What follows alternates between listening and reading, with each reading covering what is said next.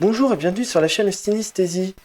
Si cette vidéo vous plaît, vous pouvez vous abonner à la chaîne ainsi que me suivre sur les réseaux sociaux. Aujourd'hui, on va parler d'un film qui a deux lourdes tâches. D'une part, celle de succéder au film qui pour beaucoup a défini un nouveau standard du cinéma d'action dans les années 2010. Et deuxième tâche, celle de quelque peu relancer la carrière de George Miller, donc son réalisateur, dont le dernier film en date avait bien injustement floppé, puisqu'on va parler aujourd'hui de Furiosa, Mad Max Saga. Pour faire vite avec George Miller, sa filmographie étant un foutoir sans nom dans lequel on retrouve Babe, Happy Feet, les 4 Mad Max et 3000 ans à t'attendre, nécessiterait une vidéo à elle toute seule pour essayer de relier tout ça et comprendre qu'il y a bien une cohérence dans son cinéma. Mais si on peut dire quelque chose, c'est que ces films en général sont extrêmement bien réalisés, qui se permet bien souvent des avancées techniques et technologiques qui vont être purement au service de son histoire. C'est rarement l'argument de vente des films, mais ça participe grandement à leur réussite, au moins visuelle. Pour ce qui est de la saga Mad Max, je risque de faire hurler beaucoup de monde, puisque mon préféré, c'est le troisième, et qu'on va voir ici que non, ce n'est pas une erreur de parcours, et qui s'inscrit totalement dans l'univers de Mad Max, puisque Furiosa, notamment, emprunte des éléments de cet opus. Pour ce qui est des autres films, j'ai apprécié le premier, je trouve que c'est un survival sympa, c'est encore une fois extrêmement bien réalisé, il y a des petites longueurs, mais il fallait bien commencer quelque part, il y avait tout à faire. Fury Road, je le trouve extrêmement efficace dans son action, même si je trouve qu'en termes d'écriture, il est relativement aux fraises, et Mad Max 2, c'est la même chose en pire. Pour moi, c'est pratiquement le même scénario. Il arrive dans une communauté qui est dépendante de l'usage d'essence, mais on va gaspiller des tonnes d'essence pour des raisons complètement futiles. Donc, j'ai un peu de mal avec ce ressort scénaristique, ça me sort assez facilement du film, même si on va voir que dans le cas de Fury Road, c'est partiellement rattrapé avec les explications qui sont données dans Furiosa. Pour commencer, donc, Furiosa, c'est un préquel qui va s'intéresser à la genèse du personnage homonyme, qui évinçait complètement d'ailleurs le rôle principal dans Fury Road, et que quitte à la mettre en avant à ce point, en fait, on aurait bien voulu que ce soit carrément le personnage principal. Là, au moins, ça rattrapé. On la retrouve donc enfant dans une espèce d'oasis au milieu du désert, et là déjà, ça vient enfoncer le clou que Mad Max 3,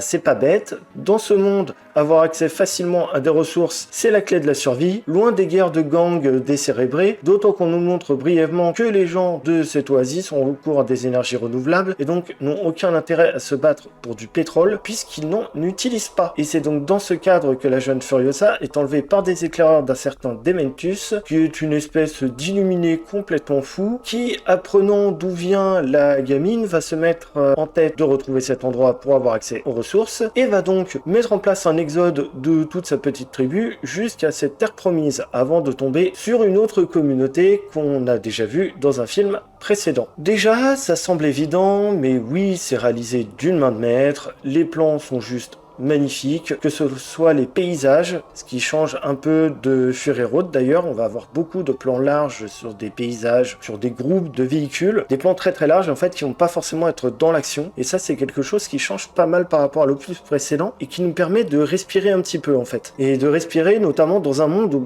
respirer c'est compliqué. Ok, les paysages sont magnifiques, mais les combats sont pas en reste, les combats, batailles, etc., les chorégraphies c'est juste parfait, ça n'a rien à envier à Fury Road, et il y a rien à dire là-dessus. C'est là-dessus, George Miller, on l'attendait, on savait qu'il allait faire des trucs incroyables, et c'est effectivement le cas. Je crois que tout le monde a déjà parlé de la scène centrale du film, où il y a un truc un peu particulier avec des véhicules et qu'on voit vraiment les capacités du Warrig, je crois que c'est ça le nom du gros véhicule là qu'ils ont à la citadelle d'Immortan Joe. On voit bien l'étendue de ce machin qui est effectivement une machine de guerre qui, à elle toute seule, peut massacrer une horde d'assaillants. Donc comme je le disais, le film corrige certains plot holes de Fury Road, notamment il nous donne un peu plus de contexte sur cette partie des Westlands, puisqu'on nous explique que les gens de ces terres étant pour la plupart malades ou mal formés, il y a une recherche de gens sans défaut, ce qui explique les pondeuses de Immortan Joe dans Fury Road, et le fait que les gens ont toujours une espèce de pète au casque dans cet univers, parce que semble petit qu'ils ont été quand même particulièrement affectés. Alors oui, ça nous était vite fait expliqué, il me semble, dans Mad Max 2, c'était très évident dans Mad Max 3, mais dans Fury Road, on remettait pas trop le couvert là-dessus. Et certains comportements de personnages étaient un peu particuliers. Et ça permet justement de remettre un peu ce contexte et de réancrer la saga Mad Max dans sa propre mythologie. Chose qu'on avait un peu perdue avec Fury Road, je trouve.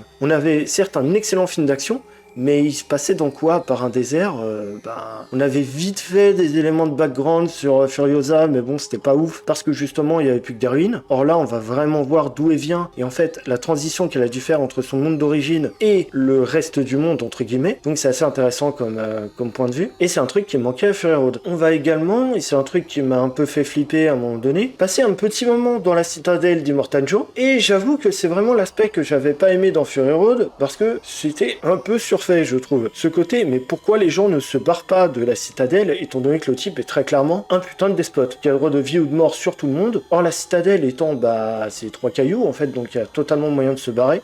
Pourquoi les gens ne se barrent pas? Ça, c'était pas du tout expliqué dans Fury Road, et du coup, on se disait, mais pourquoi les gens, en fait, ils font pas un campement à 100 km et on s'en fout, en soi. Et là, pour le coup, on va un peu revenir sur ce truc-là. On nous disait qu'il y avait d'autres gangs dans Fury Road, et ça avait l'air un peu moins pire comme condition de vie que la citadelle, au moins pour le clan lambda. Quand on parle du gang de motards qu'il y avait dans Fury Road, on se dit, à la limite, la vie avec ces gens-là, bon, ok, tu risques ta vie en ayant des camions, des trucs comme ça, mais en soi, on n'a pas droit de vie ou de mort sur toi, à la limite, tu vas juste mourir tué par quelqu'un, quoi. C'est peut-être un peu moins pire. Et là, effectivement, on va montrer que dans cet espace beaucoup plus grand, il y a beaucoup de risques en fait. Il y a des gens qui peuvent te tuer en t'écartelant, en te faisant souffrir pendant des mois, voire des années. Il n'y a pas de bouffe, puisque la monnaie d'échange de la citadelle, pendant une bonne partie du film, c'est la nourriture en vérité.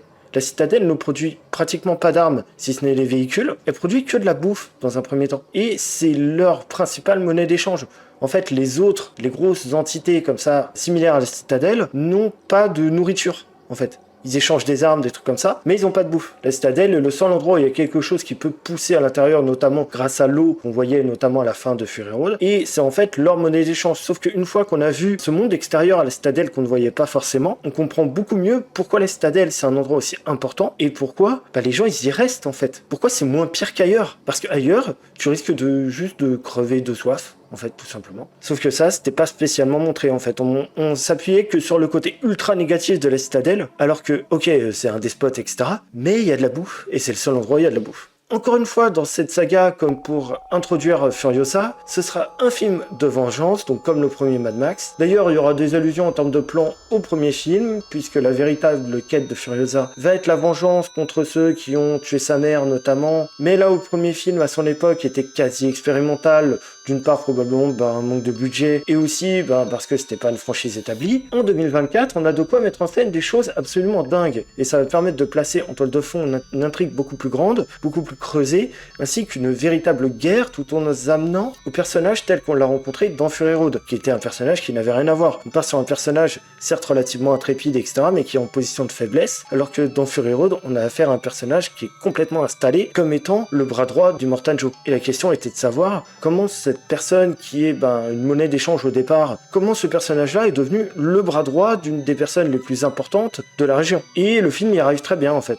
Au travers des années, des décennies, etc., on comprend comment est-ce qu'on est passé de ce personnage-là qui est déraciné et sert de monnaie d'échange pour un type complètement fou, va arriver à prendre le dessus de tout ça et au final va devenir l'incarnation de cette puissance, de cette folie qui dégage de ce monde post-apocalyptique. C'est un peu ce qu'a dit d'ailleurs George Miller récemment lorsqu'il a déclaré que Furiosa à la fin de Fury Road devenait en fait ce qu'elle avait toujours combattu. Il y a vraiment ce côté-là. Elle allait devenir par la force des choses une despote dans la citadelle. Sauf qu'il ne l'a pas montré, peut-être qu'il montrera ça dans une suite et que il y aura une trilogie Furiosa dans l'univers de Mad Max, qui sait. Mais en tout cas, ça donne un regard différent, encore plus intéressant, je trouve, sur le mythe qu'il essaye d'instaurer autour de Furiosa dans cette nouvelle saga. Si pour ma part, je devais résumer le film, je dirais qu'il s'agit de gens perdus dans quelque chose de bien plus grand qu'eux, de manière générale, que ce soit Demantus, qui est peut-être humainement un des moins dégueulasses de tous les dirigeants qu'on ait vus dans toute la saga Mad Max, y compris les dirigeants de gang dans le premier film, mais qui est en fait incapable de diriger quoi que ce soit, ce qui est assez ironique, parce que le type qui est peut-être le plus humain, alors que c'est une immonde saloperie,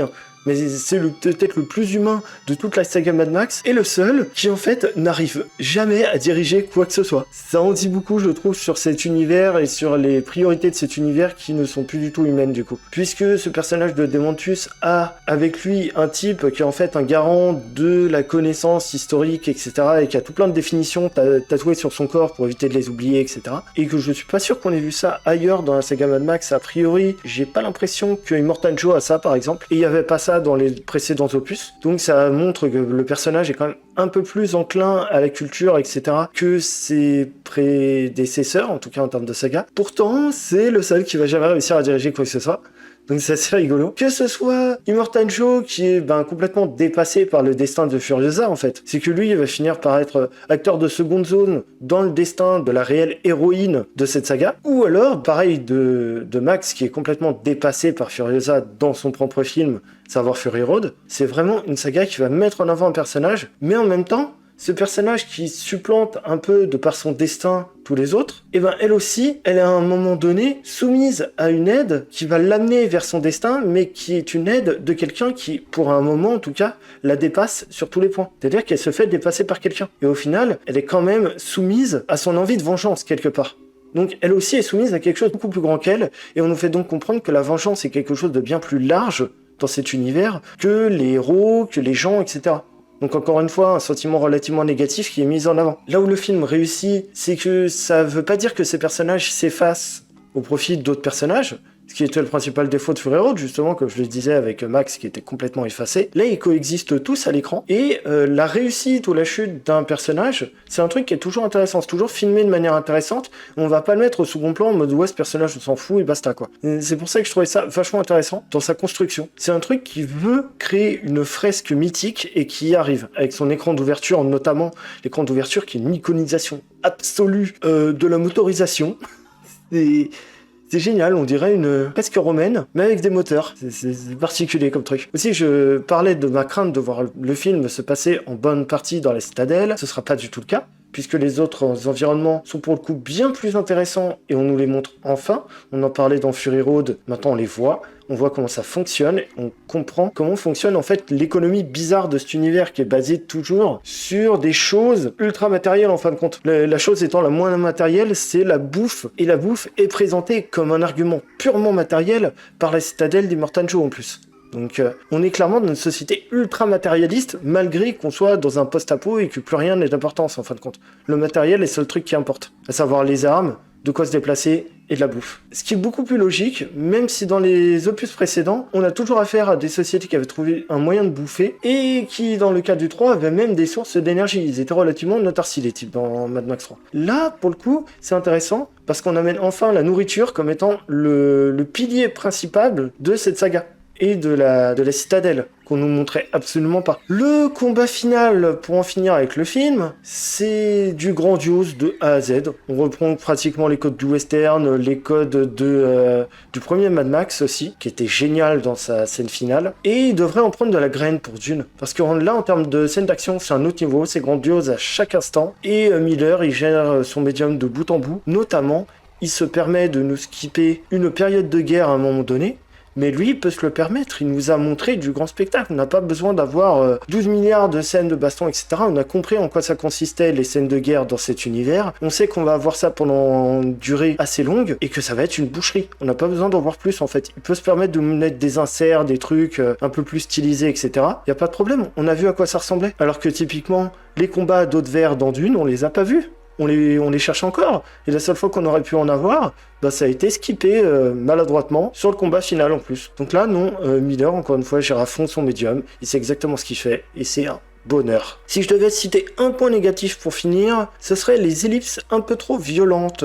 Notamment lorsque la nature d'un certain personnage est révélée et qu'on voit absolument pas les conséquences. Je veux dire, ce personnage est caché et donc sa nature est révélée. Elle continue de le cacher, ça se passe comment? C'est pas clair en fait. Parce qu'il y a des personnages qui savent qui elle est, mais en même temps, il y a des personnages qui savent qui elle est maintenant, mais qui ne savent pas pourquoi est-ce qu'elle se cachait en premier lieu, etc. Il y a plein de trucs un peu pas clairs là-dessus, mais ça casse pas du tout toute l'histoire, on comprend relativement bien les choses, on peut totalement s'imaginer les choses, c'est pas trop un problème, même si c'est pas très clair, on se doute comment elle a fini par être le bras droit de Immortan Joe. C'est assez clair en fait là-dessus, de savoir pourquoi est-ce que c'est devenu le bras droit, c'est juste qu'on nous le montre pas, mais au final on le comprend bien, parce qu'on a montré que le personnage était fort, qu'il était capable de battre des armées entières, et on se doute que dans un monde qui voue quasiment un culte à l'armée, au fait d'être sanguinaire, etc., on comprend que forcément c'est mis en avant. Ça n'a jamais été vraiment le but de cette saga de faire dans la cohérence absolue, c'est pas des films de Nolan, ça va. Il cherche avant tout à décrire une mythologie, et ça, il le fait. excessivement bien. Donc franchement, c'est minime comme point négatif. Le film, je le conseille à 200%. C'est génialissime. Probablement un de mes tops de 2024. J'avais pas aimé Fury Road. Autant Furiosa, vous pouvez foncer. Pour ce qui est des recommandations, je vais commencer avec un film post-apo français des années 81, à savoir Maléville de Christian de Challonge, qui est sorti en 81, que je définirais comme un anti-Mad Max. Il y a une catastrophe nucléaire, tout pareil, sauf que là, on est dans un village français paumé, qu'il n'y a pas de voiture, il n'y a pas de tenue bizarre, il n'y a pas de gens complètement fous, il y a juste des pecnos qui tentent de survivre et de reconstruire un semblant de civilisation. Mais ça va pas les empêcher de partir un petit peu en sucette quand même. Donc si vous voulez un anti-Mad Max et que les explosions et les voitures, c'est pas trop votre truc, vous pouvez vous diriger vers ce film. Et enfin, la deuxième recommandation, ce sera le dernier film de George Miller, à savoir 3000 ans à t'attendre. Pourquoi ce film s'est planté? Je ne comprends pas. On va y retrouver un chapitrage comme dans Furiosa. On a un côté un petit peu naïf par moment, avec une toute autre histoire, à savoir une femme qui va libérer un génie de sa lampe et qui va chercher à comprendre ce génie en suivant quelques histoires liées à sa vie et les différentes fois qu'il a été libéré au cours des milliers d'années de son existence. S'en suivent ensuite quelques histoires et une conclusion que je ne vais pas spoiler. Et c'est franchement pour moi un émerveillement visuel, au moins à la hauteur des deux derniers Mad Max, mais dans un tout autre registre. Je ne peux que le conseiller, c'est d'une poésie incroyable. Faut le prendre comme un conte moderne. Là où Furiosa, c'est de la mythologie moderne, 3000 ans à t'attendre, c'est un conte moderne. Et ça vaut tout autant le coup d'œil que lorsque Miller fait de la mythologie. Merci à vous qui êtes restés jusqu'au bout de cette longue vidéo. Je vous invite à partager celle-ci autour de vous afin de faire grandir la chaîne, ainsi qu'à me rejoindre sur les réseaux sociaux et à vous abonner pour être mis au courant des prochaines vidéos. À nos prochaines fois, salut!